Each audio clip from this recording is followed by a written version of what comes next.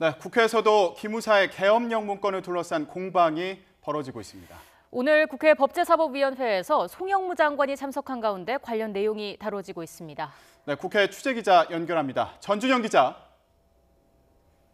네, 국회입니다. 네, 오늘 국회 법사위원회에서 기무사 계엄령 검토 문건이 논란이 되고 있는데 이 과정에서 청와대가 공개한 이 세부 계획 문건 내용 추가로 전해지지 않았습니까? 네, 그렇습니다. 오늘 법사위원회에서는 오전 10시부터 송영무 국방부 장관과 이석구 기무사령관 그리고 최재형 감사원장 등이 출석한 가운데 군사법원과 감사원 업무 보고가 진행되고 있습니다. 여야 의원들은 특히 기무사의 계엄령 검토 문건을 두고 치열한 공방을 이어가고 있습니다. 여당 측은 기무사 문건의 위법성을 지적하는 데 주력하다가 오늘 청와대가 계엄령 세부 계획 문건을 발표한 뒤에는 내용이 충격적이라면서 한 목소리로 철저한 수사를 촉구했습니다. 또 기무사 차원에서 작성될 수 없는 문건인데도 조현천 당시 기무사령관이 꼬리 자르기를 시도하고 있다며 배후를 밝혀야 한다고 강조하기도 했습니다. 군에서 어떻게 이렇게 국회의원들을 현행범으로 잡아가가지고 의결정을 쓰게 미달되도록 한다 이런 계획을 쓸 수가 있는 거죠 이게? 굉장히 황당하죠. 그러니까 철저히 좀 수사해야 될 것 같습니다. 이렇게 도대체 위법한 내용으로 하는 그 계엄 계획을 세운다는 것 자체가 당연히 어떤 의도가 있다고 밖에 볼 수 없는 게 있습니다. 이 수사의 핵심은 저는 당시 김관진 안보실장을 비롯해서 청와대의 지시가 있었는지가 반드시 밝혀져야 한다고 생각합니다. 반면 야당 측은 송 장관의 늑장 보고 논란과 관련해서 해당 문건을 은폐하려 한 것 아니냐고 공격했습니다. 또 오전까지만 해도 쿠데타 음모 얘기가 나오는 건 허위사실 유포라며 강력하게 대응해야 한다고 주문하기도 했지만 이 계엄령 세부계획 문건 내용이 공개된 뒤에는 송 장관의 보고 누락 의혹에 대해 화력을 집중하고 있습니다.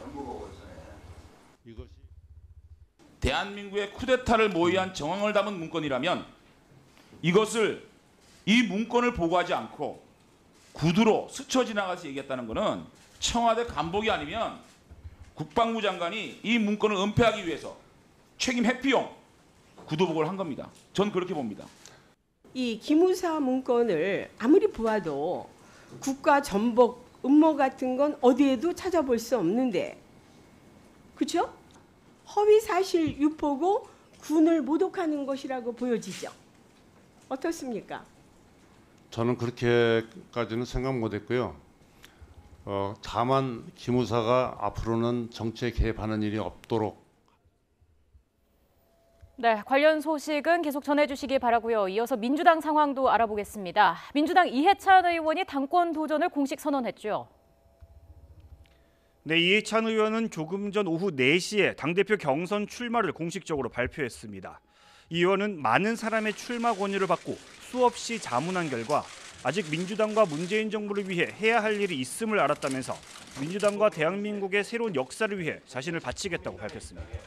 이 의원은 명실상부한 친노 친문계 좌장인 만큼 출마 여부가 이번 전당대회 최대 변수로 꼽혀왔습니다. 앞서 김진표, 최재성, 전해철 의원 등 다수의 친문계 의원들이 이 의원의 출마 여부에 따라 당권 도전을 결정하겠다면서 촉각을 곤두세우기도 했습니다. 결국 이 의원이 당대표 경선에 출마하기로 하면서 민주당 당권 경쟁의 대진표도 사실상 완성됐습니다. 잠시 후에는 이종걸 의원이 당대표 경선 출마를 선언할 예정이고 민평양계에서는 이인영 의원이 서른 의원과의 논의 끝에 단일 후보로 당대표 경선에 나서기로 했습니다. 여기에 앞서 출마를 선언한 박범계, 김진표, 송영길, 최재성, 김두관 의원까지 합쳐 모두 8명이 차기 민주당 당권을 놓고 경쟁하게 됩니다. 당대표 경선에 나선 후보들은 오는 26일 예비 경선을 통해 3명으로 압축될 예정인데 누가 컷오프를 통과할지 관심이 쏠리고 있습니다. 지금까지 국회에서 YTN 전준영입니다.